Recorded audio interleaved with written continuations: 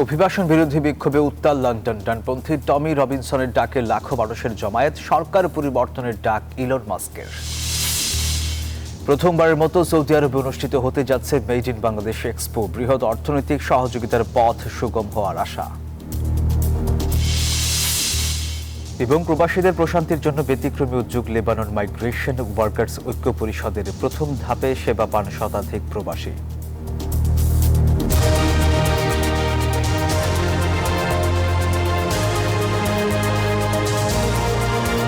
স্বাগত প্রবাসী সংবাদে, আপনাদের সাথে আছি আমি সোহাগ বক্স। দেখছিলেন বিআরবি কেবল সংবাদ শিরোনাম, এবার বিস্তারিত।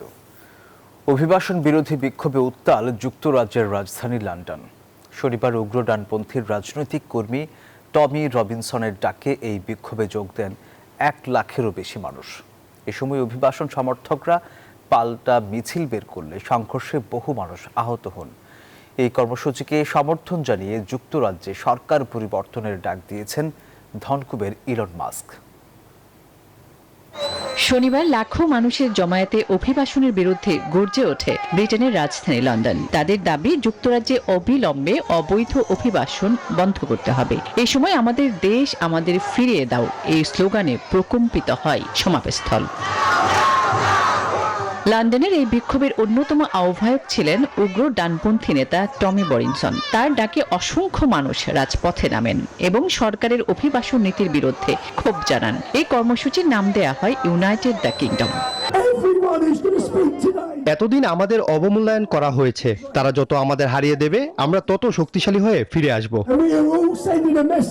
বিশাল এই সমাবেশে যুক্তরাষ্ট্র থেকে ভার্চুয়ালি যোগ দেন টেসলা প্রধান ও ধনকুবের ইলন মাস্ক। এই সময় ব্রিটিশ প্রধানমন্ত্রী বামপন্থী কিয়ার স্টারমারকে নিশানা করেন তিনি। ডাক দেন সরকার পরিবর্তনের। তবে প্রথম দিকে শান্তিপূর্ণভাবে বিক্ষোভ চললেও দুপুর গড়াতেই অভিবাসনের পক্ষের লোকজন পাল্টা মিছিল নিয়ে বের হওয়ায় অশান্ত হয়ে ওঠে পরিস্থিতি নিয়ন্ত্রণে বিক্ষোভকারীদের উপর চড়াও হয় পুলিশ। এতে শুরু হয় সংঘর্ষ, বহু মানুষ আহত হন। এই দেশে অবৈধ অভিবাসন বন্ধ করতে হবে, এটা আমাদের ছিন্ন ভিন্ন করে দিচ্ছে। ব্রিটেনে এখন বড় রাজনৈতিক ইস্যু হয়ে উঠেছে অভিবাসন। চলতি বছর এখন পর্যন্ত রেকর্ড সংখ্যক 28,000-এর বেশি অভিবাসী ছোট নৌকায় ইংলিশ চ্যানেল পাড়ি দিয়ে যুক্তরাজ্যে পৌঁছেছে। এমন আবহে অভিবাসন বিরোধী এই বিক্ষোভ ক্ষমতাসীন স্টারমার সরকারের জন্য একটি সতর্ক বার্তা বলে মনে করা হচ্ছে। আসমাতুলি, নিউজ 24। সৌদি আরব ও বাংলাদেশের কূটনৈতিক সম্পর্কের 50 বছর পূর্তি উপলক্ষে আয়োজিত হচ্ছে made in Bangladesh expo. Bangladeshi পণ্যের প্রচার ও রপ্তানি সম্ভাবনাকে ঘিরে 11 থেকে 13 ডিসেম্বর জেদ্দার রেডিসন ব্লু হোটেলে অনুষ্ঠিত হবে এই প্রদর্শনী। সৌদির জেদ্দা থেকে মোহাম্মদ ফিরোজ খানের পাঠানো তথ্যচিত্রে ডেস্ক রিপোর্ট। চলতি বছর সৌদি আরব ও বাংলাদেশ কূটনৈতিক সম্পর্কের 50 বছর পূর্তি উপলক্ষে আয়োজিত হচ্ছে মেড ইন বাংলাদেশ এক্সপো, এই বিশেষ মেলা। আয়োজক প্রতিষ্ঠান global chamber of commerce and industry জানায়, সৌদি আরবের বাজারে বাংলাদেশি পণ্যের বিপুল সম্ভাবনা রয়েছে। বর্তমানে দেশটিতে প্রায় 278 মিলিয়ন মার্কিন ডলার মূল্যের পণ্য রপ্তানি হচ্ছে, যার মধ্যে রয়েছে তৈরি পোশাক, খাদ্য ও পানীয়, বেকারি সামগ্রী, জুস, পাট ও চামড়াজাত পণ্য সহ নানাবিধ সামগ্রী। মানুষ ট্রেনিং নিতে চায় না, কারণ আমাদের যে ট্রেনার যারা, আমি বুয়েট থেকে টিচার নিয়ে গেছি, আমি গভর্নমেন্টের ছিল এবং সার্টিফিকেট সরকারি ওয়েবসাইটে দেখবেন টোটাল বিজনেস নিয়ে কথা বলছি। তাদের সাথে উনি কথা বলেছেন, অনেক জায়গায় আমি নিজে ওনার সাথে গিয়েছি, চেষ্টা করেছেন, চেষ্টা করে আসছে। এরই একটা ধারাবাহিক ভাবে, আসলে ধারাবাহিকতা যে কি জিনিস সেটা চেষ্টা করলে যে সকলের দ্বার প্রান্তে যাওয়া যায়। মেলার মাধ্যমে রপ্তানিযোগ্য পণ্যের প্রচার, বাজার বৈচিত্র্যকরণ, দ্বিপক্ষীয় বাণিজ্য জোরদার ও সৌদি ব্যবসায়ীদের সঙ্গে নেটওয়ার্কিং এর সুযোগ সৃষ্টি হবে। সংবাদ সম্মেলনে জিসিসিআই বাংলাদেশ চেয়ারম্যান বলেন, এই এক্সপো কেবল ব্যবসা নয়, দুই দেশের সাংস্কৃতিক ও অর্থনৈতিক সম্পর্ক জোরদারের এক অনন্য প্ল্যাটফর্ম হবে। আপনি একটা ব্যবসা করলেন টেম্পোরারি, কিন্তু আরো 10 জন ব্যবসায়ী যখন আপনার কাছে আসবে, এই সাপোর্টটা যখন পাবে না, তখন আলটিমেটলি বিজনেসটা ডাউন হয়ে যাবে। তো সেই জায়গায় আমরা নিজেরাও একটা উদ্যোগ নিয়েছি, আমরা গ্লোবাল একটা cross border e commerce launch করতেছি, যেটা হোলসেলে নিয়ে আসবেন। প্রদর্শনীতে অংশ নিয়ে বাংলাদেশি উদ্যোক্তারা তাদের উৎকর্ষ প্রদর্শন করতে পারবেন এবং ভবিষ্যতে বৃহত্তর অর্থনৈতিক সহযোগিতার পথ সুগম হবে বলে আশা প্রকাশ করেন আয়োজকরা। Desk report, news 24। লেবাননের প্রবাসীদের পাশে থেকে বহুমুখী সেবা দিচ্ছে বাংলাদেশ মাইগ্রেশন ওয়ার্কার্স ঐক্য পরিষদ। সম্প্রতি তারা প্রবাসীদের মানসিক প্রশান্তি ফেরাতে স্বাস্থ্য খাতে নিয়েছে এক অনন্য উদ্যোগ। দীর্ঘদিন ধরে প্রবাসীদের স্বাস্থ্য, অর্থনৈতিক ও সামাজিক সহায়তায় কাজ করছে সংগঠনটি। এবার তাদের কার্যক্রমের সঙ্গে যুক্ত হলো মানসিক সাপোর্টের বিশেষ উদ্যোগ। প্রথম ধাপে শতাধিক প্রবাসীকে দেওয়া হয় কাউন্সেলিং সেবা, যাতে তারা হতাশা ও মানসিক চাপ থেকে মুক্তির পথ খুঁজে পান। এরপর আয়োজন করা হয় আনন্দ ভ্রমণ। লেবাননের হেরমেল ঝর্ণায় সবাই নেচে গেয়ে, খেলাধুলা আর সাঁতারের প্রতিযোগিতার মধ্যে আনন্দে কাটে পুরো দিন। তারা জানান, নতুন কিছু দেখা এবং অভিজ্ঞতা অর্জন শরীরের পাশাপাশি মনকেও সুস্থ রাখে। লেবাননে বাংলাদেশি প্রবাসীদের জন্য এই আয়োজন যেন প্রমাণ করে শরীরের সুস্থতার পাশাপাশি মানসিক প্রশান্তিও জীবনের জন্য সমান জরুরি। মাইগ্রেশন থেকে আরো বড় ধরনের উদ্যোগ নিতে পারি এবং আমরা সুশৃঙ্খলভাবে বনভোজন করতে পারি। বাংলাদেশ মাইগ্রেশন ওয়ার্কার আমরা আরো যেন ভালো কিছু পেতে পারি। বাংলাদেশি নাগরিকদের জন্য চীনা ভিসা আবেদন প্রক্রিয়ায় পরিবর্তন এনেছে ঢাকার চীনা দূতাবাস। নতুন নির্দেশনায় আবেদনকারীদের জন্য অনলাইন আবেদন, প্রাথমিক পর্যালোচনা, সাক্ষাৎকার, পাসপোর্ট জমা ও ভিসা সংগ্রহের ধাপগুলো আরও স্পষ্টভাবে তুলে ধরা হয়েছে। আবেদন জমা দেওয়ার পর 1 কার্যদিবসের মধ্যে প্রাথমিক পর্যালোচনার ফলাফল পাওয়া যাবে। যদি সংশোধন বা পরিপূরক নথি চাওয়া হয় তাহলে তা সংশোধন করে পুনরায় জমা দিতে হবে। যদি ভিডিও সাক্ষাৎকারের সময়সূচি আসে তাহলে নির্ধারিত সময় অনুযায়ী দূতাবাসে সাক্ষাৎকারে অংশ নিতে হবে।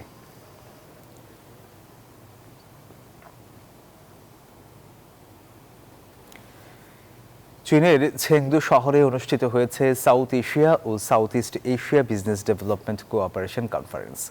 এবারের প্রতিপাদ্য ছিল অভিন্ন সমৃদ্ধির পথে একসঙ্গে এগিয়ে চলি, শিল্প ও সরবরাহ শৃঙ্খলার সমন্বয়ে নতুন ধারা গড়ে তুলি। সম্মেলনটির আয়োজন করে চীন আন্তর্জাতিক বাণিজ্য প্রচার কাউন্সিল সিচুয়ান প্রদেশ। সহযোগিতায় ছিল circuit chamber of commerce, ASEAN city centre সহ একাধিক আঞ্চলিক সংগঠন। বাংলাদেশ থেকে অংশ নেয় বাংলাদেশের China chamber of commerce and ইন্ডাস্ট্রির প্রশাসক ও বাণিজ্য মন্ত্রণালয়ের যুগ্ম সচিব Nargis Murshida, Kunming consulate consul general Mohammad Khaled সহ 10 সদস্যের প্রতিনিধি দল। দক্ষিণ ও দক্ষিণ পূর্ব এশিয়ার দেশসহ প্রায় 300 প্রতিনিধি এই সম্মেলনে যোগ দেন। এছাড়া বিভিন্ন প্রতিষ্ঠানের সঙ্গে সমঝোতা স্মারক এবং প্রকল্প সহযোগিতা চুক্তিও স্বাক্ষরিত হয়েছে।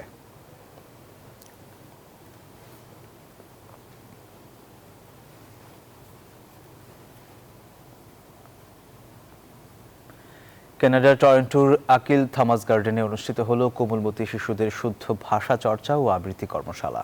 Toronto Dhrubapad performing arts and research সেন্টারের আয়োজনে আমরা সবাই রাজা শিরোনামে এই কর্মশালায় প্রশিক্ষক ছিলেন 21শে পদকপ্রাপ্ত আবৃত্তি শিল্পী ডক্টর ভাস্বর বন্দ্যোপাধ্যায়। অনুষ্ঠানে বক্তব্য রাখেন ধ্রুবপদের পরিচালক ডক্টর মমতাজ মমতা এবং আবৃত্তিকার ও সংগঠক হিমাদ্রি রায়। বক্তারা বলেন, শুদ্ধ ভাষা ও সংস্কৃতি চর্চায় টরন্টো মেধার তীর্থভূমি। এই ধারাকে পাথেয় করে প্রজন্মের মাঝে ইতিহাস ও ঐতিহ্যকে জাগ্রত করতে হবে। পরে শিশুদের স্বরবর্ণ ও স্বরধ্বনির ধারণা দেন ডক্টর ভাস্বর বন্দ্যোপাধ্যায়। পরে অনুরাগ, ঋষি, ত্রিনব, পৌরব ও শুভনীতা আবৃত্তি পরিবেশন করে।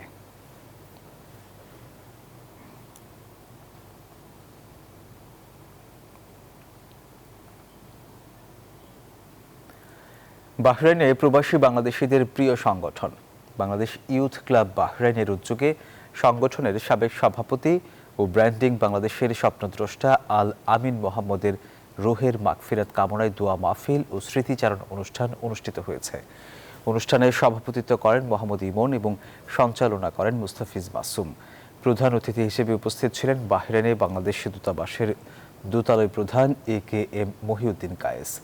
বিশেষ অতিথি ছিলেন বিজনেস ফোরাম বাহরাইনের সাধারণ সম্পাদক জসিমউদ্দিন, সাবেক সভাপতি আবুল কালাম আজাদ এবং বিয়ন্ড মানের কমিউনিটি ম্যানেজার মাজহারুল ইসলাম বাবু। বক্তারা বলেন, মরহুম আল আমিন মোহাম্মদ ছিলেন নিবেদিত প্রাণ সমাজকর্মী, যিনি প্রবাসীদের ঐক্যবদ্ধ করতে এবং আন্তর্জাতিক অঙ্গনে বাংলাদেশকে তুলে ধরতে নিরলসভাবে কাজ করেছেন। পরে মরহুমের রুহের মাগফিরাত কামনা করে বিশেষ দোয়া পরিচালনা করা হয়।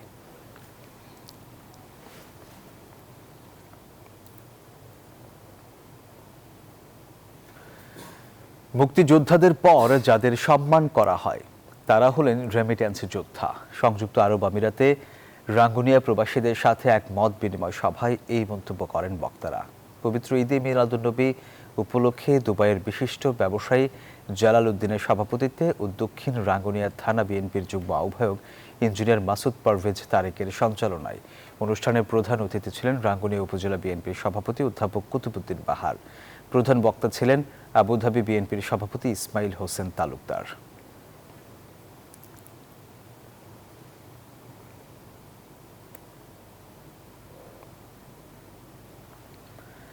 বাংলাদেশের জাতীয়তাবাদী দল বিএনপির ৪৭তম প্রতিষ্ঠাবার্ষিকী উপলক্ষে সৌদি আরবের রিয়াদ প্রবাসী লক্ষ্মীপুর জেলা বিএনপির উদ্যোগে দোয়া ও আলোচনা সভা অনুষ্ঠিত হয়েছে।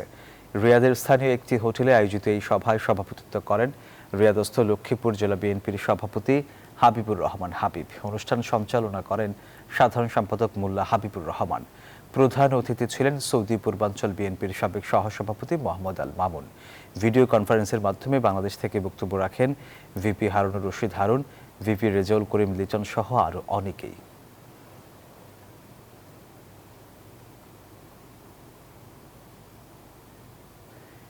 ফেব্রুয়ারির ভোট হবে মহোৎসবের নির্বাচন, এমন মন্তব্য করেছেন প্রধান উপদেষ্টা ডক্টর মোহাম্মদ ইউনূস।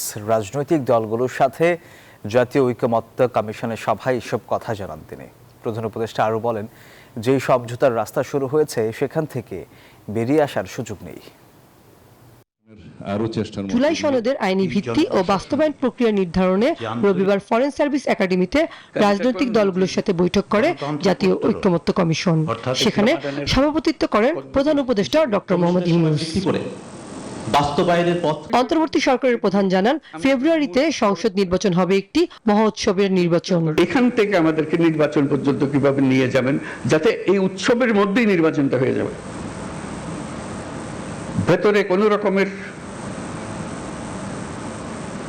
দুশ্চিন্তা রেখে যেন আমাদেরকে নির্বাচনে ঢুকতে না হয়। আমরা উৎসব এখান থেকে সৃষ্টি হবে, এই উৎসব নিয়েই নির্বাচন হবে এবং নির্বাচন ফেব্রুয়ারির প্রথমার্ধেই হবে, এটা পরিষ্কার করে হবে। ডক্টর মোহাম্মদ ইউনূস বলেন, স্বৈরাচার আসার রাস্তা বন্ধ করার জন্যই এত সংস্কার প্রয়োজন। সেটা করতে হলে সবাইকে একমত হয়ে করতে হবে। আমার একান্ত আবেদন, যখনই আপনি এই সনদ করবেন কোলাকুলি করে যে হ্যাঁ আমরা একমত হয়ে গেছি, তাহলে নির্বাচন ইত্যাদি সব সার্থক হবে। এই একমাত্র সুযোগ এবং আমাদেরকে এটা গ্রহণ করতেই হবে, এটার থেকে বিচ্যুত হওয়ার উপায় নেই।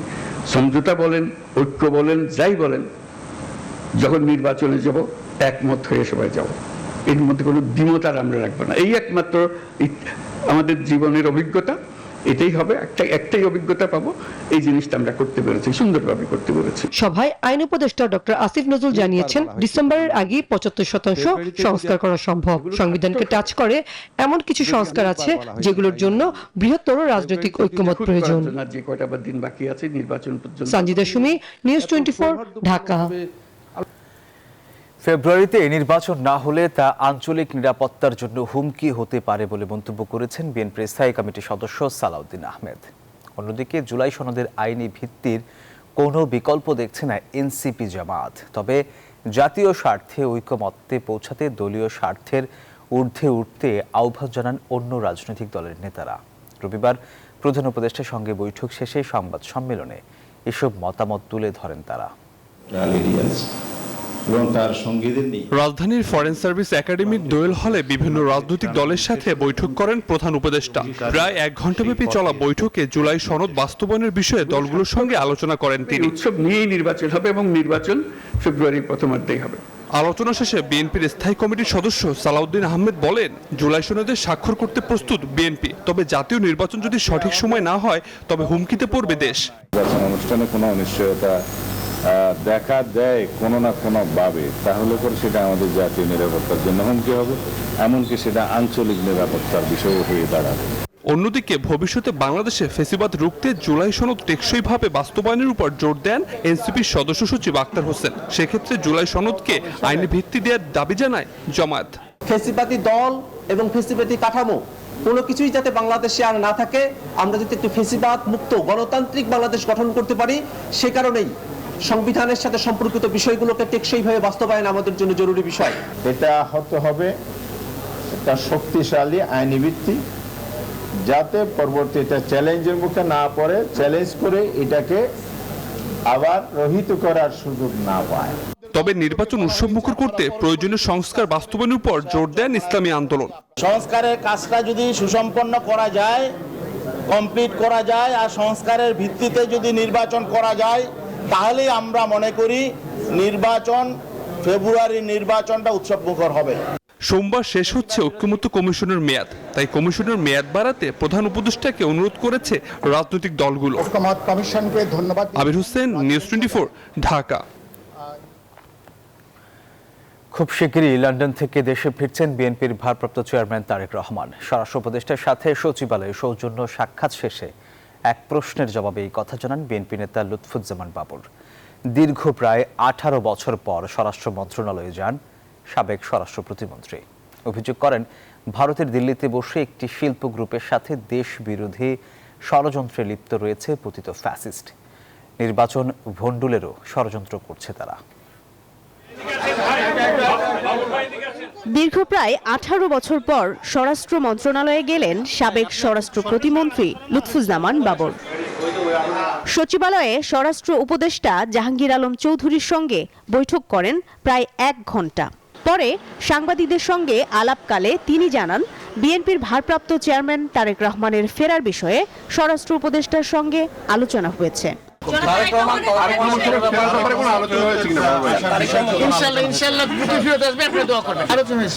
আলোচনায় দেশব্যাপী আইন শৃঙ্খলা পরিস্থিতি, সীমান্ত নিরাপত্তা ও পুলিশের নতুন নিয়োগ গুরুত্ব পেয়েছে।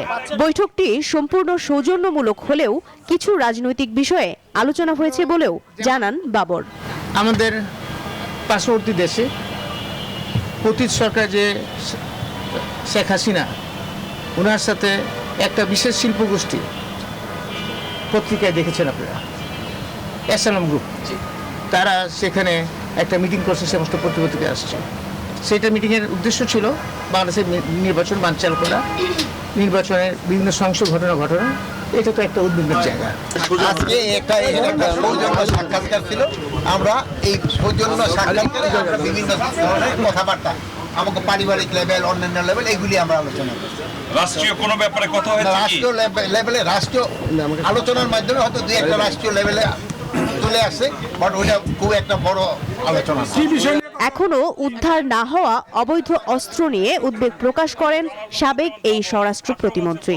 জানান, আইন শৃঙ্খলা পরিস্থিতির উন্নয়ন ঘটাতে প্রয়োজনে সরকারকে সহযোগিতা করবে বিএনপি। মারুফা রহমান, নিউজ 24, ঢাকা।